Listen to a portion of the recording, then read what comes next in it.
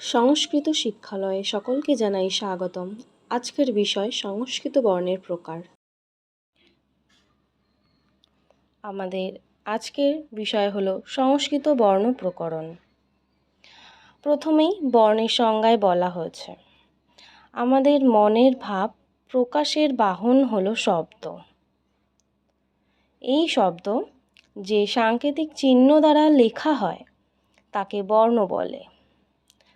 কাকে বলে বর্ণ?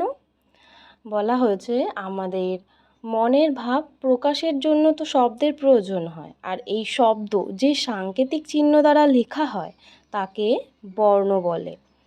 সংস্কৃত ভাষায় বর্ণমালা প্রধানত দুই প্রকার বর্ণে গঠিত। এই বর্ণ আবার দুই প্রকার, কি কি না স্বরবর্ণ ও ব্যঞ্জন বর্ণ। এই স্বরবর্ণের সংজ্ঞায় আবার বলা হয়েছে যে বর্ণ অন্য বর্ণের সাহায্য ছাড়া নিজে স্বাধীনভাবে উচ্চারিত হতে পারে তাকে স্বরবর্ণ বলে। এই স্বরবর্ণ তিন প্রকার, হ্রস্বস্বর, দীর্ঘস্বর ও প্লুতস্বর। কি বলা হয়েছে? যে বর্ণ অন্য বর্ণের সাহায্য ছাড়া নিজে স্বাধীনভাবে উচ্চারিত হতে পারে তাকে স্বরবর্ণ বলে। এই স্বরবর্ণ তিন প্রকার, হ্রস্বস্বর, দীর্ঘস্বর ও প্লুতস্বর।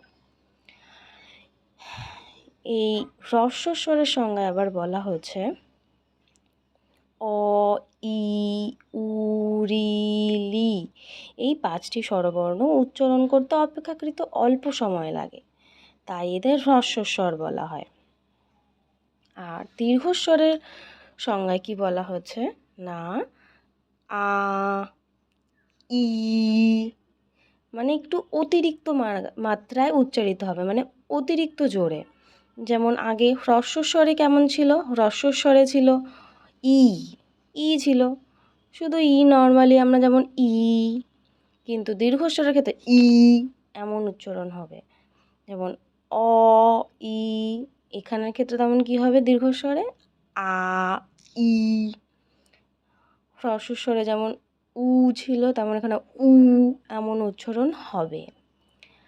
রি, এ, ওই, ও, ও।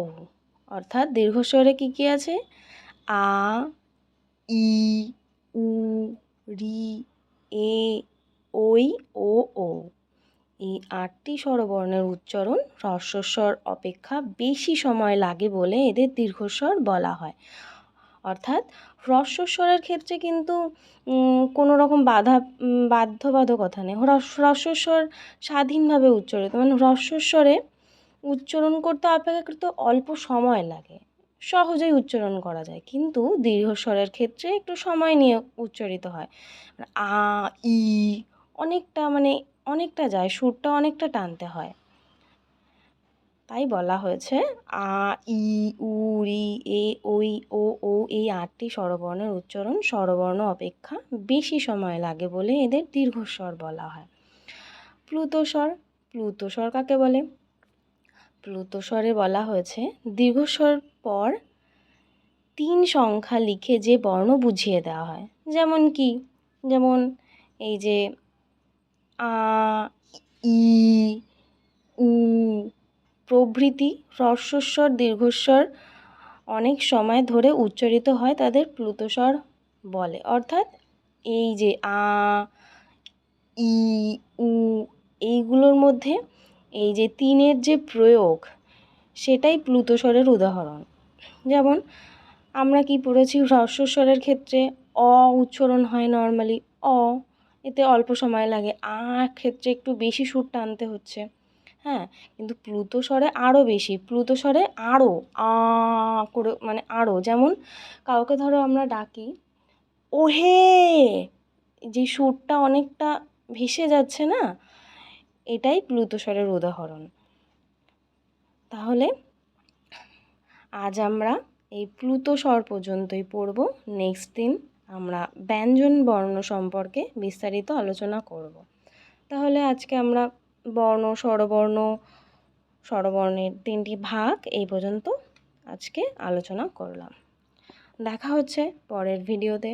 ভিডিওটি যদি ভালো লেগে থাকে লাইক ও কমেন্ট করতে ভুলবে না, এবং নিয়মিত এই সংস্কৃত বিষয় সম্পর্কে নোটিফিকেশান পাওয়ার জন্য চ্যানেলে থাকা বেল আইকনটি অবশ্যই ক্লিক করবেন। আজকের মতো এখানে শেষ করছি।